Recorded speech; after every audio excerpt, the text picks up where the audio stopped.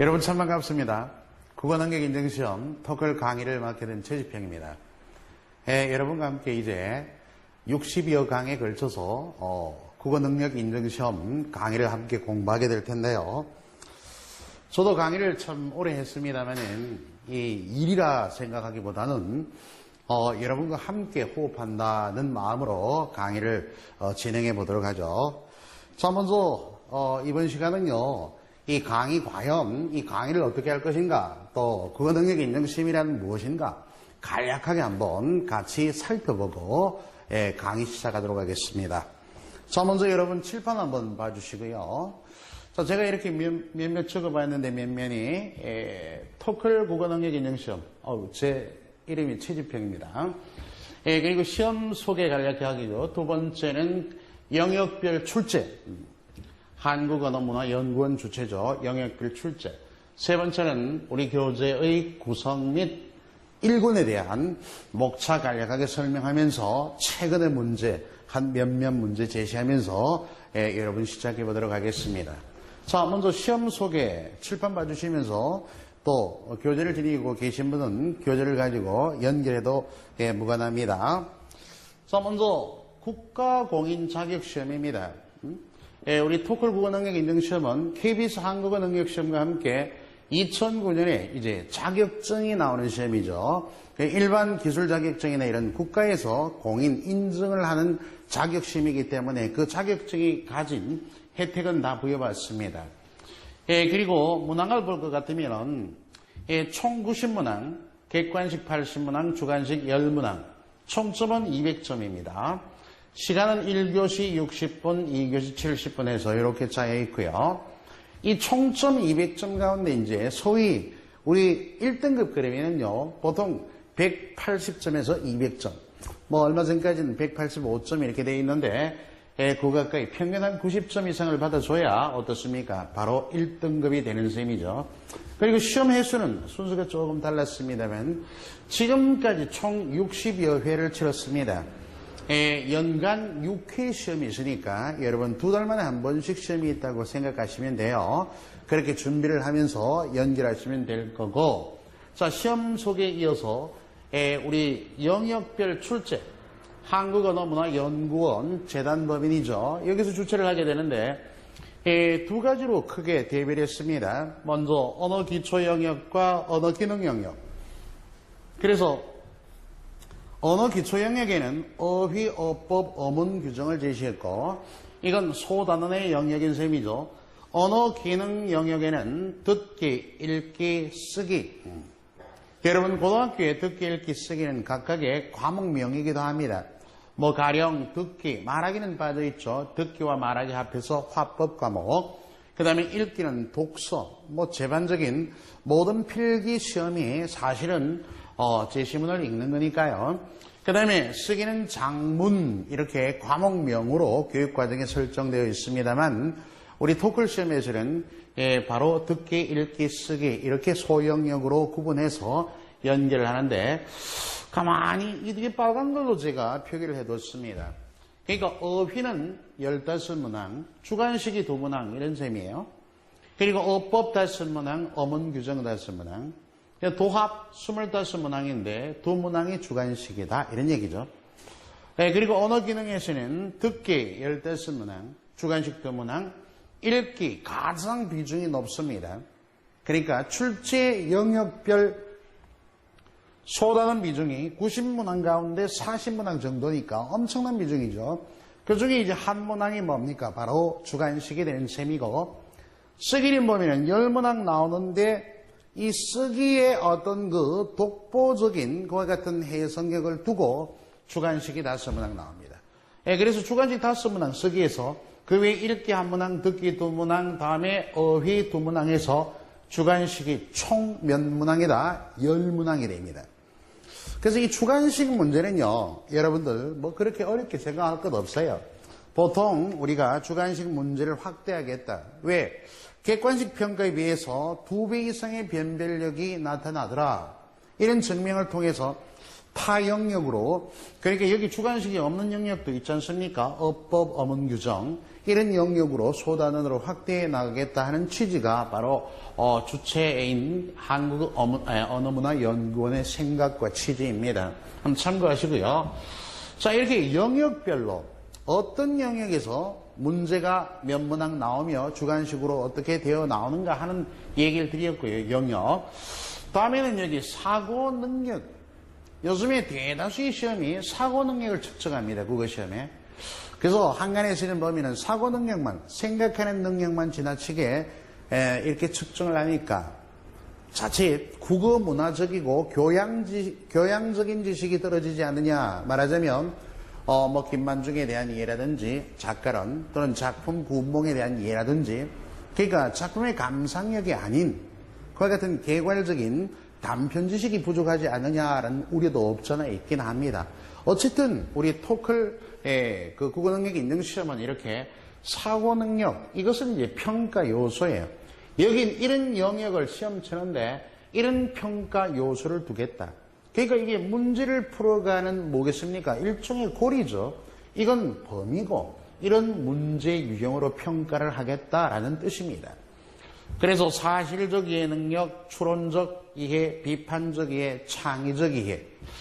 여러분 그 내용 앞면에 보면 그 방법적 고리에 대해서 간략하게 적어놓은 것이 있어요.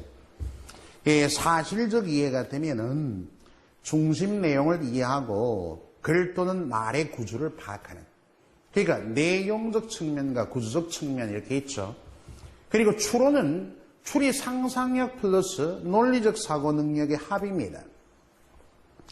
따라서 글 속에 또 내지는 듣기면 음성 언어죠. 그 텍스트, 그 속에 드러나지 않은 내용을, 그죠? 드러나 있지 않은 내용을 미루어 짐작해서 판단하는 능력을 추론적 이해라고 합니다. 그리고 비판적 이해. 비판이란 말은 중요하죠. 우리 보통 비판하면 종합적 능력이고 독자가 우위에 있습니다. 사실적 이해와 여러분 추론적 이해는 독자가 아닌 작가의 생각, 작가의 관점, 이런 것을 드러나든 드러나지 않든 파악하는 능력을 말하지만 비판적 사고 능력은 독자 우위예요.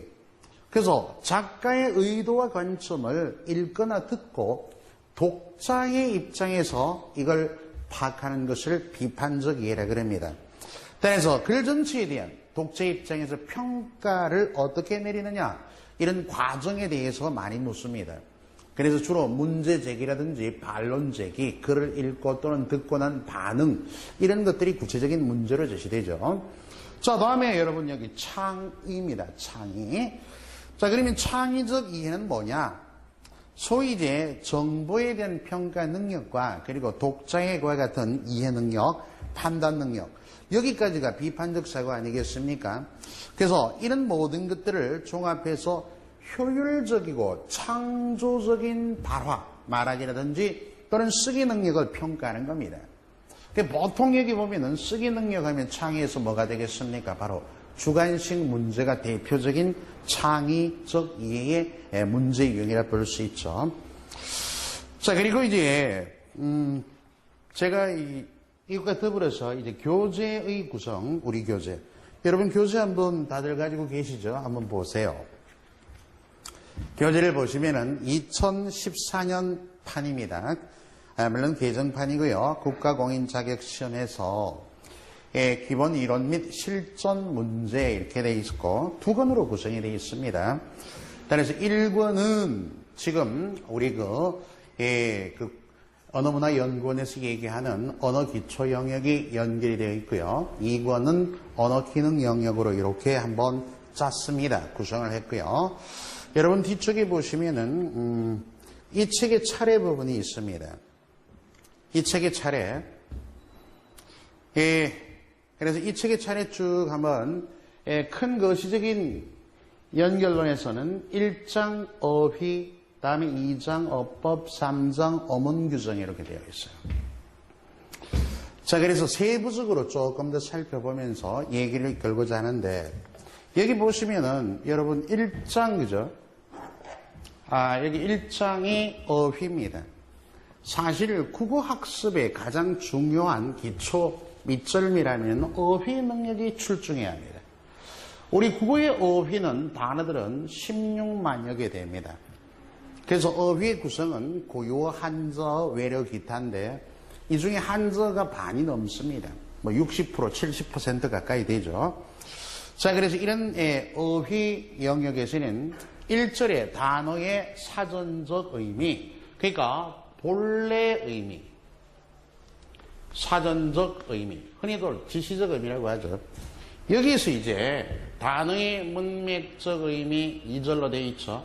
문맥적 의미는 어떻게 됩니까? 확장 의미. 그러니까 단어의 그 본래의 의미에서 문맥에 따라 달라지는 확장된 의미입니다. 그리고 단어와 단어끼리의 관계, 단어 간의 의미 관계죠. 단어 간의 관계. 이런 과정으로 우리 교재가 편집되어 있고, 사실 또 그 주체기관에서 얘기하는 바가 이런 데 평가 요소를 두고 있는 것입니다. 그래서 앞부분 1절 단어의 사전적 의미, 본래 의미인데요. 그 구절만 보면서 우리 교재의 구성이 이렇게 되어 있다라는 것을 전반적으로 하나의 틀을 삼아볼까 합니다. 먼저 01번은 뭐가 있죠? 기출문제 분석에서 각 절마다 해당하는 기출문제를 최근의 것을 대표적인 문제를 몇몇 발췌에다가 제가 해설을 해두었습니다. 그래야만이 아무래도 모든 시험의 객관적인 정보는 기출문제거든요. 그래서 그 기출문제에 준해서 이론 수렴도 해야 할 법이겠죠. 그 기출문제 분석과 아울러서 이제 유형학습에 들어가서 뭡니까? 바로 사전적 의미, 즉 본래의 의미에 대한 간단한 이론을 제기해 나왔습니다. 그래서 고유 한자 이론들이 쭉 있고요. 마지막에 가서는 갈무리 실전 문제에서 그 실제 기출 문제와 유사하게 제가 창의적으로 만들었습니다. 그래서 그와 같은 문제를 풀면서 여러분 어차피 수험생의 입장에서는 문제를 시험 치거든요. 이론이 아무리 잘 되어 있다 하더라도 문제 해결력이 떨어질 수도 있고, 또 어떤 친구들은 문제만 냅다 풀어가지고 이론적 틀이 박약하게 되면 문제를 많이 풀었다고는 하지만 이론적인 이해 능력이 부족하게 되면 응용 문제라든가 연상력을 주축을 하는 문제의 접근이 어렵습니다. 그래서 학습 방향은요, 이론적 해석과 더불어 문제를 해결할 수 있는 능력으로 서로 연계되는 그런 연계학습이 매우 중요합니다.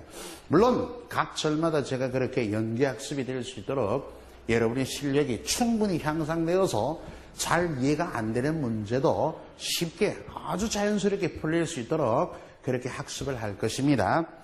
자, 그렇게 연결하면서 이제 단어의 문맥적 의미가 확장되는 의미, 단어 간의 의미 관계, 소위 이제 우리 유의 관계, 반의 관계, 상호 관계 이런 것들이죠. 그래서 이 어휘 능력이 어떤 제도권의 국어시험이더라도 가장 기초가 됩니다. 그죠? 어휘 학습이 조금 건조하기도 하고, 하지만 꼼꼼하게 해두시면은 나중에 여러분 쓰기, 다음에 독해 문제를 향해서 나아갈 때 하나의 바탕이 되기 때문에 매우 중요한 또 좋은 점수를 획득할 수 있는 기초가 될 거예요. 그 다음에 어법은 뭐냐 하면은 여러분들 어법 보면 2장으로 이렇게 제시가 되어 있죠. 그래서 어법 보면은 문법에 맞게 표현된 문장이다. 뭐 이렇게들 얘기합니다. 그래서 흔히 올바른 문장, 자연스러운 문장 이런 문항으로 나오죠. 그런데 어법에서 알아둘 것은 우리가 1절 생략, 어떤 필수 성분이 생략되지 않은 것. 그 다음에 중복, 이 한자어 고유 따위가 중복된 표현은 없는 것. 다음에 호응, 문장 성분 간의 주어 소수의 호응이라든지 주어 소수로 어떤 특정 부사의 호응이라든지 이런 문장의 호응은 잘 표현되어 있는 것. 그리고 중의성. 여러분 중의성 하면은 이것을 모환 문장이라 그래요. 원래 중의문이라면은 이 중의성이란 말은 한 표현이나 문장을 두 가지 의미 이상으로 해석할 수 있는 것을 말합니다. 그래서 문학적 표현에 보면은 언어 유희 같은 것을 위해서 의도적으로 두 가지로 해석할 수 있도록 이렇게 표현한 것을 언어 유희라 합니다만은 이런 의도적이지 않은 한 올바른 문장 판단력에서는 중의문을 되도록이면 쓰지 말아야 합니다. 그래서 이 중의문은 올바른 문장에서는 뜻이 모호하니까 명료성이 떨어지죠. 그래서 이런 중의성이 있는가 없는가의 판별 능력. 보통 일반적으로 이런 네 가지 기준이 있어요. 올바르지 않은가 올바른가, 생약, 중복, 호응, 중의성에 따라서 기타 요소도 있습니다. 거기에 따라서 어법 문제가 저기 보시듯이 5문항이 나옵니다. 물론 어휘는 아까 15문항 나온다 했죠. 5문항 아주 빈도가 높죠. 그러면서 기타 문법 요소에 보면은 여러분 사동, 피동이나 높임 표현이 또 비중이 있어요. 기타에서 높임 표현은 나중에 언어 예절과 함께 기타에서 높임 표현이 중요한데 이 높임에서 언어 예절과 아울러서 이해를 하셔야 됩니다. 언어 예절 문제도 이와 같은 관습적 어법이라 볼 수 있죠. 자, 다음에 이제 어문 규정이에요. 여러분, 어문 규정은 흔히들 뭐라 그러냐면 4대 어문 규정이다. 네 가지거든요, 일반적으로. 이것은 누가 정하냐면 공신력 있는 단체인 국립국어원에서 정합니다. 그래서 국립국어원에서 네 가지 정하는 어문 규정이 먼저 한글 맞춤법이 있고요. 한글 맞춤법. 다음에 표준어 규정이 있어요. 표준어 규정. 그리고 여러분들 외래어 표기법이 있고 외래어 표기법. 그리고 마지막으로 국어의 로마자 표기법이 있습니다. 이 네 가지 국어의 로마자 표기법. 이 네 가지 국립국어원에서 정한 규범, 하나의 규칙이죠. 규약입니다. 이런 실제 언어 생활을 통해서 지켜야 할 이런 규칙들이에요. 자, 여기서 이제 어문 규정에 다른 여타의 시험보다는 문항수가 적은 편입니다. 5문항에 불과하지만 이 부분은 공부를 굉장히 깊이 있게 하셔야 돼요. 이때 깊이 있다는 것은 한글 맞춤법의 원리가 무엇이며 여기도 보면 여러분들 한글 맞춤법 같은 경우에 본문과 부록이 있거든요. 본문은 57항까지 있습니다. 그리고 부록은 문장 부에 대한 거예요.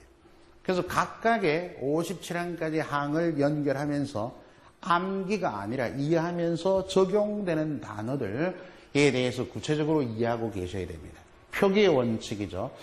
표준어 규정이라는 것은 표준어 사정 원칙과 표준 발음법이 있습니다. 가끔 표준 발음법도 나오고 또 이것이 표준어인가 아닌가의 판단 능력을 묻기도 하죠. 외래 표기법, 국어의 로마자 표기법도 한 문항씩 나옵니다. 외래 표기법은 외래어도 국어의 어휘이니까요. 국어의 어휘니까 어떻게 적어야 하는가 하는 방법이 있어야겠죠. 그래서 정한 게 외래어 표기법입니다. 그래서 외래 표기법. 예를 들면 우리 그 바닷가재를 외래어로 랍스터 그러잖아요. 일상생활에는 랍스터 그러지만 그건 올바르지 않은 외래 표기입니다. 로브스터예요. 로브스터. 이런 규정에 의한 게 있으니까 그 규정을 읽히면서 우리가 일상생활에서 주로 잘못 알고 쓰고 있는 오용 사례에 해당하는 외래 표기에 대한 명확한 이해가 따라야 합니다.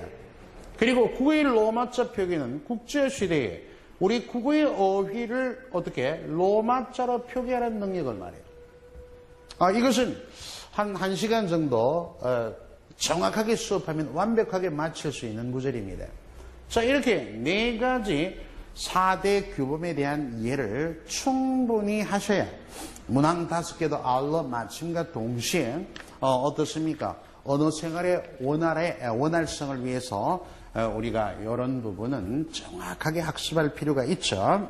각종 규범. 그래서 효율적인 언어 생활을 위해서 필수적입니다. 자, 이렇게 어휘, 어법, 어문 규정으로 각 장으로 구분해서 아래 하위 범죄 세목들이 아주 꼼꼼하게 그렇게 편집이 되어 있습니다. 1권의 내용이었어요. 그래서 하나 한 2개 정도 살펴볼까요?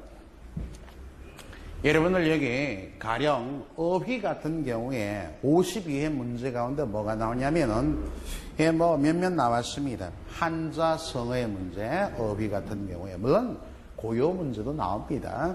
그래서 여기 발췌된 것 보면은 한자 성어 가운데 무슨 각주구금이라느니 여러분들 항상 얘기하지만 나오는 게 많이 나오죠.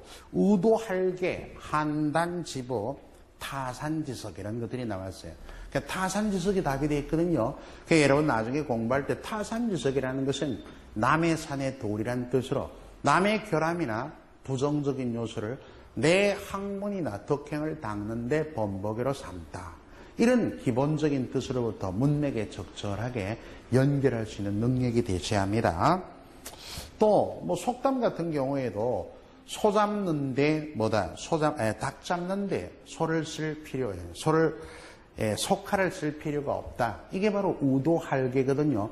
이런 한자성어와 속담의 연결고리도 잘 아셔야 됩니다. 뭐 이런 문제 하며 또 여러분 52의 문제에 보면은 한글 맞춤법에 그죠? 한글 맞춤법에 여러 가지 뭐 표기를 딱 해놓고 연결된 문제가 있어요. 그래서 옳는지 뭐 삐치다. 잠깐만 한번 볼까요? 옳는지 표기법 삐치다. 그리고 또 새침대기. 자, 뭐뭐 하구려. 그 다음에 짭짤하다. 자, 문장이 원래 제시되어 있고 이런 단어들의 밑줄이 그어져 있습니다. 그래서 문제는 한글 맞춤법에 올바르지 않은 표기를 물었어요. 여러분 한번 풀어보시죠. 뭐라고 생각하십니까? 이제 시작하시는 분은 많이 헷갈려 할 겁니다. 그러니까 물론 이런 경우도 있죠. 삐치다와 삐지다 이 두 개가 이제 혼동하기 쉬운 어휘 구분도 필요합니다. 그러면 여기 리을, 는지 이런 어미는 지금 표기가 맞는가? 얘는 표기가 맞습니다. 뒤에 막에는 의문이 많이 오죠. 할런지 모르겠다 이런 식으로. 그러니까 런지 이런 표기를 하면 틀립니다. 표기법. 그 다음에 문맥상 삐치다, 토라지다입니다. 얘가 토라지다.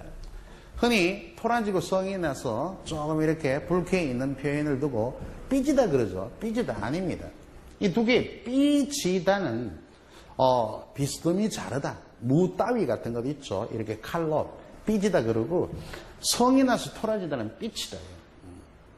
그리고 하구려, 와구려 할 때는 구려가 많이 쓰이기 때문에 맞춤법에 맞습니다. 구려가 아니에요. 그리고 짭짤하다, 비슷하거나 같게 발음되는 것은 이렇게 쌍젓 적습니다. 그러니까 얘네들은 다 맞아요.